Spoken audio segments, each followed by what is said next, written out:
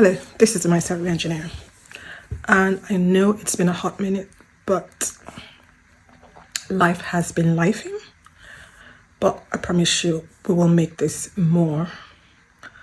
We'll be consistent. The motto for the remaining half of this year is consistency is key. I missed you guys. How have you been? What have you been up to? Anyways, let's get into it. So, you. You're toxic. Yes, I said it, you're toxic. Do you know why you're toxic? Or you don't know? Because you're a nice girl, you're kind, you're generous, you're thoughtful, you're giving. You don't think you're toxic, right? Okay, let's explore this. You may not be toxic, but you have toxic attraction. But like attracts like. Because your subconscious attracts what we attract. So let's explore this. Why do we have toxic attraction? The first thing I'll come up with is the attachment theory. I'm sure we've heard about the attachment theory, but for those of us who do not know about attachment theory, well, there are three major forms, well, four, but three key forms of attachment theory. There is the most important one and the best one, which is the secure attachment. There is the anxious attachment, which a large majority of us fall into, myself inclusive. And then there's the avoidant attachment. And the interesting thing is that people with avoidant attachment usually attract people with anxious attachment. They go together. And contrary to popular belief, most of us have secure attachment, or rather, there are more people with secure attachment than there are with these other two attachments. However, in pop culture, what I mean pop culture, I mean books, TV, the media in general. A lot of the stories or love stories are weaved around anxious and avoidant attachment because they create drama, and that's the key word, drama. You see, some of us, or some of you, desire some sort of drama in your life. Why, you might ask? Well, if you did the right thing, you studied when you were supposed to study, you were good, you were kind, you did the right thing, you obeyed the rules, and you got to your destination without veering too much out of the ordinary, you will start to crave excitement.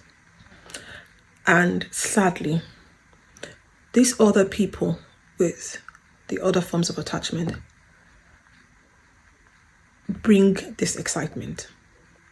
And like I said, popular culture has actually kind of trained us, especially the women, but the men are not exempt from this, has trained us to desire that excitement in our lives.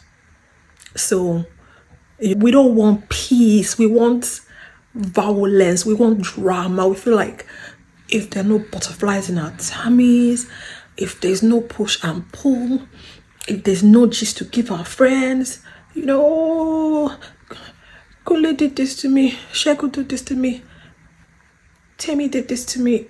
It's just like, it's boring. Do you understand? And therein lies the problem. But I'm not just going to tell you about the problems. I am going to give you a solution. So stick with me. Another theory is that some of us have this kind of attachment because of the father figure for women and the mother figure in our homes. Now, obviously, this doesn't apply to everybody. Definitely doesn't apply to me because I had a great father figure and a great mother figure. However, I still desire toxicity in my life. I desire drama. I do not like quiet. I don't like simplicity. I feel like it stepped out of, coming from very protective parents, as well as being the good child, doing everything, excelling in everything I do. Do you understand? And then I just need, the bad boy, the people who did not do the right thing to just inject some drama in my life. However, we have been delivered because, look, let me know. I'm not gonna lie to you. Toxicity is not good for the skin. It causes dehydration and fine lines, and we don't want fine lines, do we? Yes, we need to look good. Okay. Other reasons that we might have a toxic attraction is unhealed trauma. Trauma may come from different forms. Like I mentioned earlier about the complex relationship we have with our caregivers, our primary caregivers, that's our dad and mom or whoever looked after us.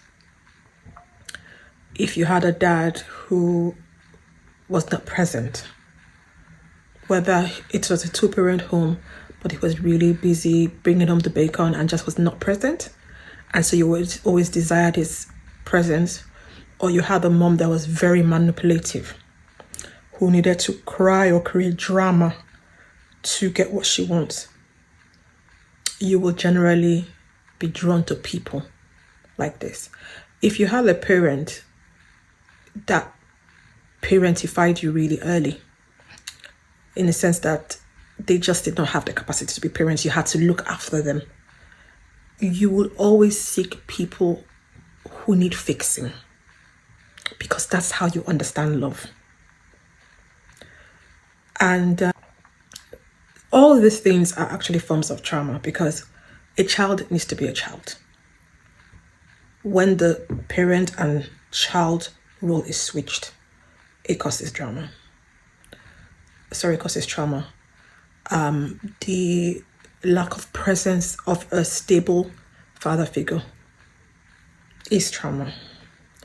Witnessing forms of DV in the home, be it physical, emotional, verbal, mental, this causes trauma.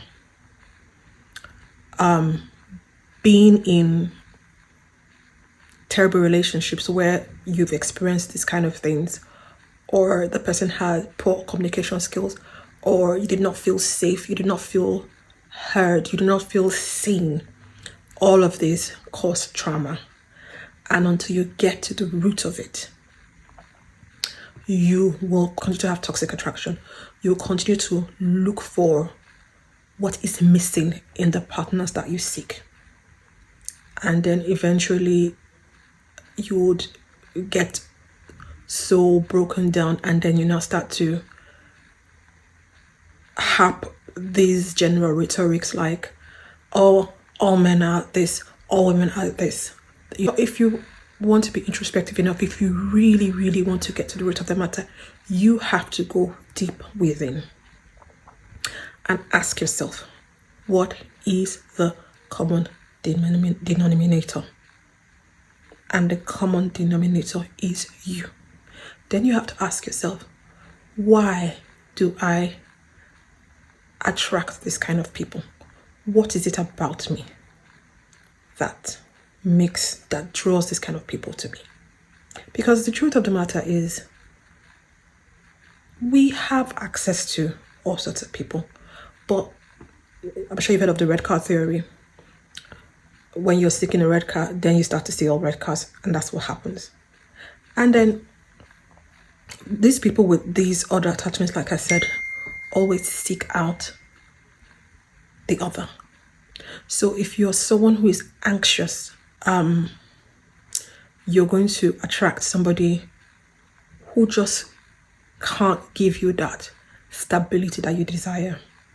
They're detached, they blow hot and cold, there is no consistency, there is no dependability, and all of that drama. If you're avoidant, you will attract somebody who is needy, in the sense that maybe you don't call when you get home. Why didn't you call? You did not message when you message. They think of the worst case scenario. You sleep off and did not call them when you said you would get home. They think, oh, you're talking to somebody else. You try to talk to them about, a challenging relationship. Oh, you don't love me anymore. They're just very extreme, and it's not their fault. It's because, that's just the way they understand love. They haven't healed from their traumas. Now, the only challenge with all of this is that when you do heal from your challenging attachment style, I hate to tell you this, but someone with a secure attachment will not be so attractive. I mean, when you heal, you have to kind of like reformat your mind to understand that quietness, stability, dependability are what you need. And we will be like, I don't want any more drama, I don't want this, I don't want that. But sometimes when these kind of people come and they love you the way you've been loved, you start to say, I don't know, I don't feel any butterflies in my tummy. He doesn't excite me. She doesn't excite me. She's still, she's boring. Yeah, she's cool. But there's just something missing. No, there's nothing missing. There's nothing missing. What is missing is you need to get with the program. Another thing is that, look, as we all know, life is not getting any easier. There's so much crisis. Do you really want to have to deal with challenging relationships with all the problems we have? You want someone who's on your team, that when you go out to face the world, you come back home and this person can embrace you and give you a safe space for you to, decompress. So, I do hope I've been able to give you some insight into how to overcome your toxic attraction. Maybe next time we might talk about what secure attachment looks like and what you should look for and how to heal your attachment styles. Please, you need to understand that healing is not an overnight feat. It's lifelong. You cannot erase habits, trauma that has been embedded over years in one therapy session. It's an ongoing exercise. So I implore you to be committed to it, because it gives you a fulfilled life. It gives you an enriched life. I know for women it's really easy for us because relationships are very important to us, but men are not wired that way. So for men to explore their emotions, it's very challenging. It makes them feel vulnerable and exposed. But I promise you, it is a worthwhile adventure. And you'll have yourself and your progeny to, actually, they'll thank you for it, not that you have them to thank, but you get the drift. Anyways, I've come to the end of my video. I'll be back here to give you lots and lots of tidbits, because this auntie has been through a lot. She's been through it. And I need to share my knowledge with you, my lovely ones, because I don't need you. You need to learn from my mistake. I don't need you to make this mistake yourself.